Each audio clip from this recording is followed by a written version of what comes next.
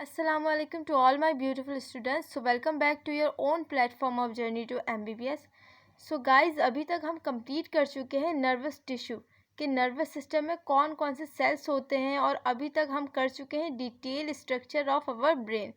हमने देखा हमारा जो नर्वस सिस्टम है हम उसे दो पार्ट्स में क्लासीफाई कर सकते हैं। One is your brain and other is spinal cord, that is your central nervous system. ठीक है, और इनसे मैसेज लेके आने वाली जो नर्व है, इन तक मैसेज लेके जाने वाली नर्व, ये दोनों बनाती है आपका पेरिफेरल नर्वस सिस्टम।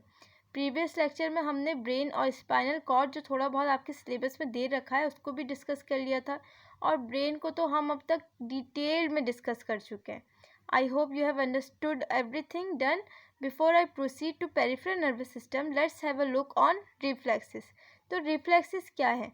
रिफ्लेक्स ऐसी चीज़ होती है जिसमें हम सोचते नहीं हैं, क्विक रिस्पॉन्स करते हैं टुवर्ड द पर्टिकुलर स्टिमुलस। ठीक, जैसे कि गर्म चीज़ के हाथ लगते ही हम कैसे अपना हाथ पीछे हटा देते हैं, तो ये क्या है? रिफ्लेक्स है। या फिर किसी भी गर्म चीज़ में हाथ लग गई, कुछ भी हो गया, तो एक साउंड भी निकालते हैं आपके, ओ चोट लग गई, उफ चोट लग गई, तो वो भी क्या है? वो रिफ्लेक्सेस है। ठीक है, तो इस रिफ्लेक्स आर को हम बाद में डिस्कस करेंगे, पहले हम डिस्कस करेंगे रिफ्लेक्सेस को। ठीक है, तो इसको अभी आप छोड़ दें। तो रिफ्लेक्सेस क्या है? रिफ्लेक्सेस वो चीज़ें हैं जिनमें हमें बिल्कुल भी सोचना नहीं पड़ता। गर्म चीज़ में हाथ लग गया हमारा, या फिर कुछ भी हो सकता है, हमने कोई ऐसी धारदार चीज़ को हमने टच कर लिया जिससे हमारा हाथ कट सकता है। ठीक है, तो हम एकदम से अपने हाथ को पीछे की तरफ हटाते हैं, है ना? तो वो सब क्या है? वो रिफ्लेक्सेस है। ठीक है, जिसमें हमें बिल्कुल भी सोचना नहीं पड़ता। जैसे अगर बचपन में हम जब फर्स्ट टाइम साइकिल चलाना सीखते थे, ठीक है, तो उस वक्त हमारा सारा ध्यान किस में होता था? उसको बैलेंस करने में। सही। और अगर अभी आप चला रहे हो, साइकिलिंग कर रहे हो, ड्राइविंग कर रहे हो, कुछ भी कर रहे हो, तो अभी आप दुनिया जहाँ की हर चीज़, हर बातें कर रहे होते हैं ड्यूरिंग ड्राइविंग, हर चीज़ आप सोच रहे होते हैं। ठीक है, लेकिन एक जो आपका ध्यान होता है वो बैलेंसिंग पे बिल्कुल भी नहीं होता। ठीक है, बैलेंसिंग पे आपका ध्यान नहीं होता। क्यों? क्योंकि रेपिटेटिव एक्शन की वजह से वो, अब आप उसमें बहुत पक्के हो चुके हैं। ठीक है, वो जो आपका रिफ्लेक्स है वो बिल्कुल फिक्स्ड हो चुका है। ठीक, अब हम देखेंगे रिफ्लेक्स आर्क को। रिफ्लेक्सेस हमने डिस्कस कर लिया। अब रिफ्लेक्स आर्क क्या होता है? पाथवे फॉलो ड्यूरिंग रिफ्लेक्स, मतलब रिफ्लेक्स के दौरान जो उसका जो पाथवे होता है, मतलब किस तरह से ये जो न्यूरॉन्स है वो मैसेज लेकर गई सेंट्रल नर्वस सिस्टम तक, और वहाँ से किस तरह से मैसेज आया, इस पूरे पाथवे को क्या कहते हैं? रिफ्लेक्स आर्क कहते हैं। ठीक है, यहाँ पे मैंने क्वेश्चन लिखा हुआ है, MD में ये आ चुका है कि which of the following is correct order of the reflex. इस तरह से भी आपके पास सवाल आ सकता है, आपको ये ऑर्डर भी याद रखना पड़ेगा। ठीक है, तो सबसे पहले हम इस सिंपल चीज़ को डिस्कस कर लेते हैं, फिर इसको इसी पे मैंने ये डायग्राम भी बनाई हुई। ठीक है, तो जब स्टिमुलस आया, ठीक है, सेंस ऑर्गन, ठीक, सेंस ऑर्गन ने जब स्टिमुलस को रिसीव किया, तो कौन सी न्यूरॉन उसको लेकर गई सेंट्रल नर्वस सिस्टम तक? वो सेंसरी हो सकती है, एफरेंट हो सकती है, और रिसेप्टर भी हो सकती है। ठीक है, सेंट्रल नर्वस सिस्टम से फिर जो न्यूरॉन मैसेज लेके गया वापस, ठीक है, उसको क्या कहते हैं? इफरेंट कहते हैं, मोटर कहते हैं, और क्या कहते हैं? उसको इफेक्टर भी कहते हैं। ठीक है, तो जो लेकर गया मैसेज, उसके बाद क्या हुआ? उसके बाद रिस्पॉन्स हुआ है। ठीक, जैसे स्टिमुलस आया हम तक, जैसे हमें हमारी स्किन ने हीट वगैरह को टच किया, वैसे ही फ़ौरन से क्या हो जाएगा? न्यूरॉन सेंट्रल नर्वस सिस्टम तक मैसेज लेके चली जाएगी।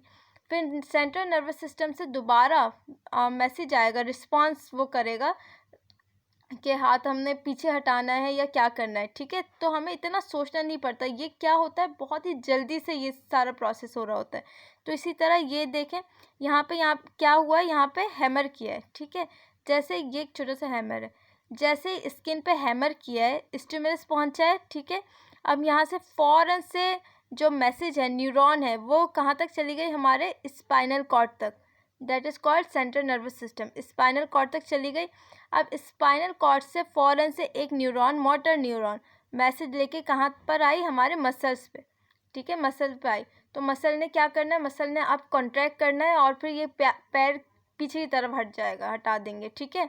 इसका क्या हो जाएगा, इसका क्विक रिस्पांस शो किया जाएगा, ठीक है। तो ये था हमारा रिफ्लेक्सिस और हमारा रिफ्लेक्स आर्क। अब हम बहुत ही इंपॉर्टेंट टॉपिक को डिस्कस करेंगे, हमारा पेरिफेरल नर्वस सिस्टम को हम डिस्कस करेंगे, ठीक है।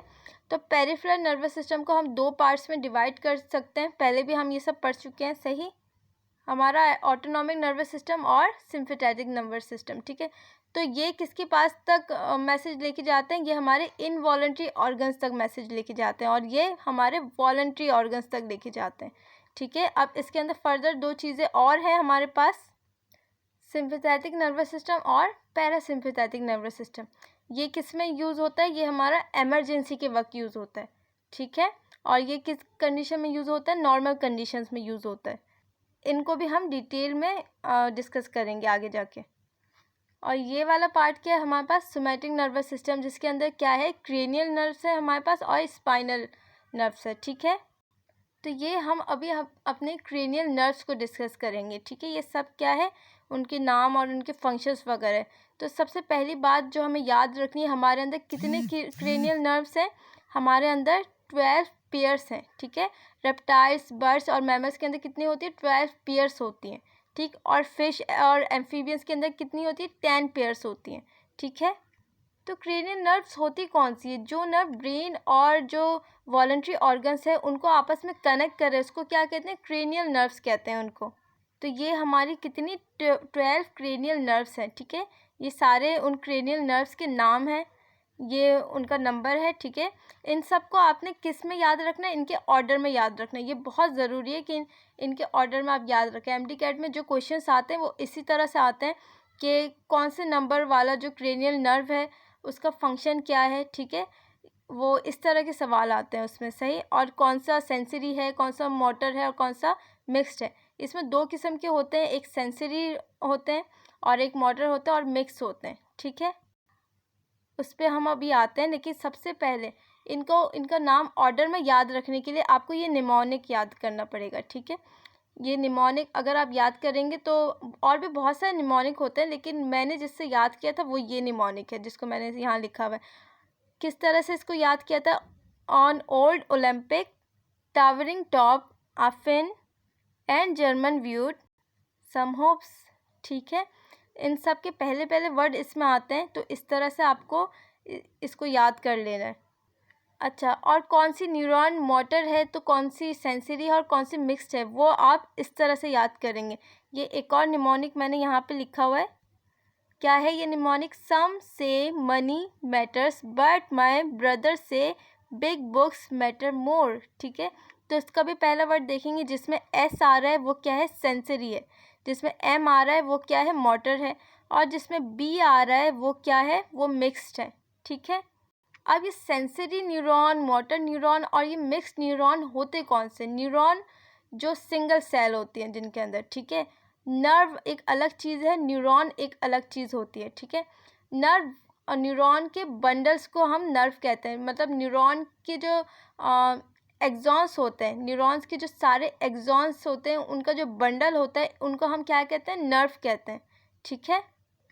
तो मैं इस तरह से आपको समझा सकती हूँ, अगर मैं सेंट्रल नर्वस सिस्टम हूँ, ठीक है, तो ये मेरे पास क्या है, ये 2 मेरे पास न्यूरॉन्स है, ठीक। अगर ये न्यूरॉन सेंसरी है, ठीक है, अगर ये नर्वस सिस्टम तक मैसेज लेके आ रही है, ठीक है, तो आप समझ लें कि ये कुछ इस तरह से होंगी। ये आप इस तरह से समझ लें कि ये जो एंडिंग है ये क्या है, एक्सॉन एंडिंग है इनकी, ठीक है।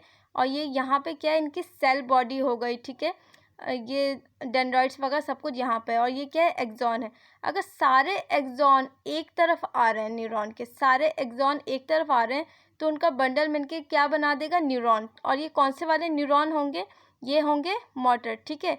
अगर ये इस तरह से मैसेज लेके जा रहे हैं, सॉरी, तो ये क्या है, ये सेंसरी है, ठीक है। अगर इसके सारे एक्सॉन इस तरफ आ रहे हैं, मेरी तरफ आ रहे हैं, अगर ये सारे एक्सॉन, तो ये क्या है, सेंसरी है।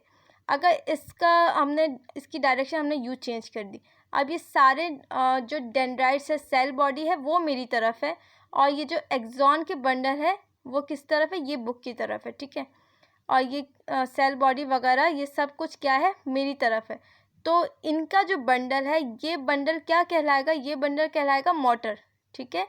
ये बंडल क्या कहलाएगा, मोटर न्यूरॉन्स, ठीक। और अगर ये मिक्स्ड है इसके अंदर न्यूरॉन, ये यहाँ पे इसकी क्या है, एक्सॉन है, ये वाली इस न्यूरॉन की यहाँ पे क्या है, सेल बॉडी है, डेंड्राइट्स है, ठीक है। यहाँ पे इसकी क्या है, एक्सॉन है, यहाँ पे ये क्या है, इसकी सेल बॉडी है और डेंड्राइट्स वगैरह है, ठीक है। तो ये यहाँ पे इन दोनों न्यूरॉन्स में क्या है, डायरेक्शन बिल्कुल मिक्स्ड है। तो ये वाले जो न्यूरॉन होंगे वो क्या कहलाएंगे, वो मिक्स्ड न्यूरॉन कहलाएंगे, ठीक है। समझ में आ गया आपको। तो इस तरह से आपको ये याद रखना है। और ये कौन सी न्यूरॉन क्या काम करती है, जो अच्छा ये जो अब ये 3 ओ वाले हैं, ऑल्फैक्टरी, ऑप्टिक और ऑक्यूलोमोटर। तो इसमें आप ये किस तरह से याद रखेंगे कि ऑप्टिक कौन सी है, ऑल्फैक्टरी कौन सी है। इसमें आप याद रख लेंगे LPC, ठीक है। LPG होता है, लेकिन आप यहाँ पे LPC याद रख लेंगे, ठीक है। ओ के बाद, ओ तो सबके साथ है ही, ओ के बाद जिसके पास एल है वो क्या है, ऑल्फैक्टरी है। जिसके पास पी है वो क्या है, ऑप्टिक है। जिसके पास सी है वो क्या है, ऑक्यूलोमोटर है, ठीक है। तो ये क्या करते हैं, ये ऑल्फैक्टरी आपको पता है ये स्मेल का काम करती है, ठीक है। ऑप्टिक विजन का काम करती है। ऑक्यूलोमोटर क्या करती है, आई बॉल की मूवमेंट कराती है, ठीक है। और ये ट्रोकिया ये सबसे स्मॉलेस्ट होती है। क्रेनियल नर्व ये क्या करती है, ये करती है, ये इनरवेट्स करती है, ठीक है। उसके बाद अगर हम इसको देखें, अगर हम नंबर 5 को देखें तो ये क्या है, ट्राइजेमिनल है। ये क्या करती है, ये वो वाली नर्व होती है आपके, जो आपके मसूड़े कह रहे हैं वहाँ पे ये नर्व मौजूद होती है। जो आपको पेन वगैरह हो रहा होता है ना, बेसिकली इस नर्व के अंदर हो रहा होता है। ये यहाँ पे लिखा हुआ है, च्युइंग वगैरह इन सब के काम आती है ये, ठीक। तो ये जो हमारे पास नंबर 2 है, ये भी आपके विजन से रिलेटेड है, ये भी आई बॉल से रिलेटेड है, आई बॉल की मूवमेंट कराती है। नंबर 4 भी आई बॉल की मूवमेंट कराएगी, ठीक है। तो ये आप सिंपल ये तीनों इस तरह से याद रख सकते हैं।